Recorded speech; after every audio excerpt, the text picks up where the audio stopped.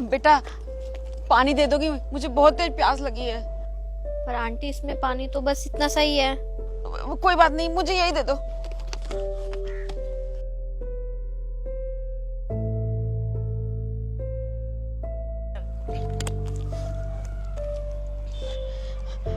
बेटा आपका बहुत बहुत शुक्रिया।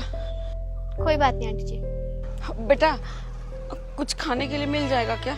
खाने के लिए तो मेरे पास नहीं है कुछ।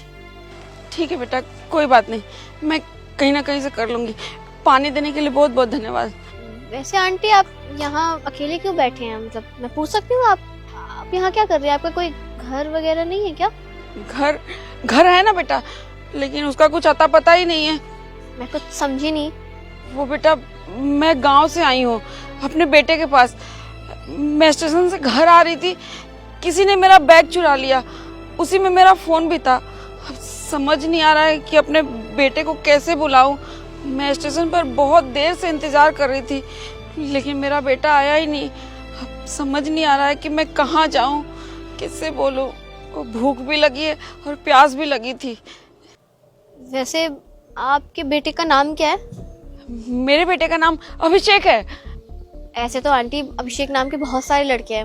अगर आप ऐसे बैठे रहोगे तो आपके बेटे का मिलना बहुत मुश्किल है।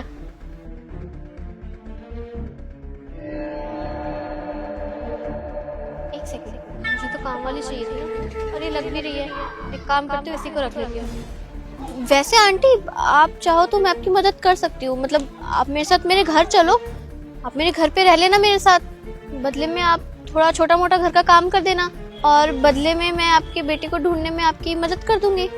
हाँ मैं कर दूंगी, आपके घर का सारा काम कर दूंगी, पर आप मेरे बेटे को ढूंढ दोगे ना? हाँ हाँ आंटी बिल्कुल, मैं आपकी पूरी मदद करूंगी और पूरी कोशिश करूंगी कि आपका बेटा जल्दी मिल जाए। ठीक है बेटा, चलो चलिए। प्रीत कहाँ हो यार? अरे ईशान तुम आ गए।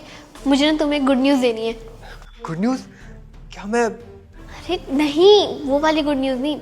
गुड न्यूज़ ये है कि मुझे ना मेड मिल गई है न्यू। तो इसमें क्या गुड न्यूज है? तो तुम्हारे लिए, मेरे लिए थोड़ी।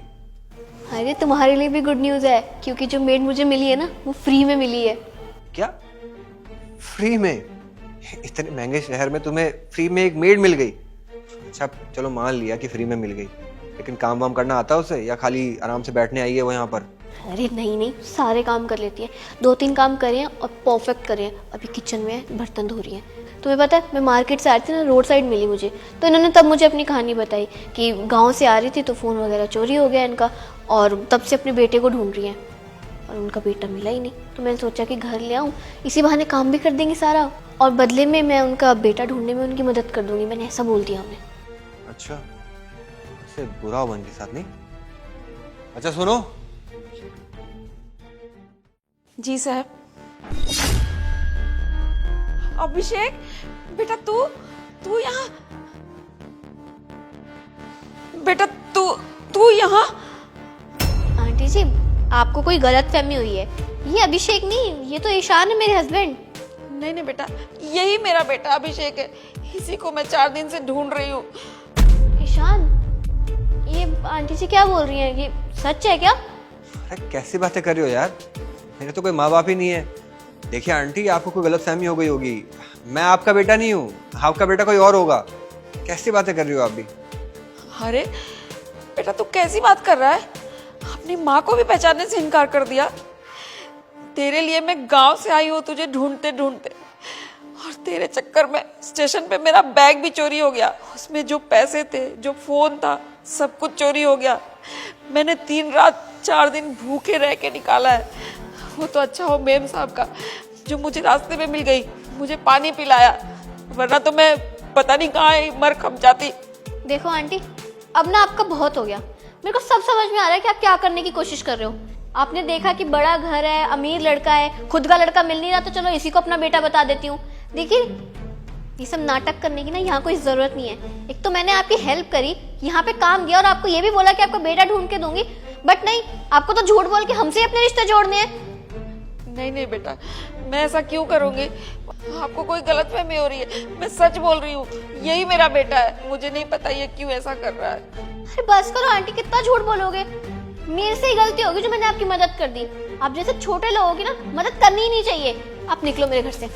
माँ, प्रीत क्या कर रहे हो तुम ये? माँ आप ठीक हो? माँ, ईशान अभी तुम्हारी माँ हो गई। इतनी देर से तो तुम उन्हें पहचानने से ही मना कर रहे थे और अब अचानक से उन्हें माँ बोल रहे हो। तुमने मुझसे और मेरे घर वालों से तो ये बोला था कि तुम्हारे माँ बाप ही नहीं है। अब क्या हो गया? कहाँ से आ गई तुम्हारी माँ?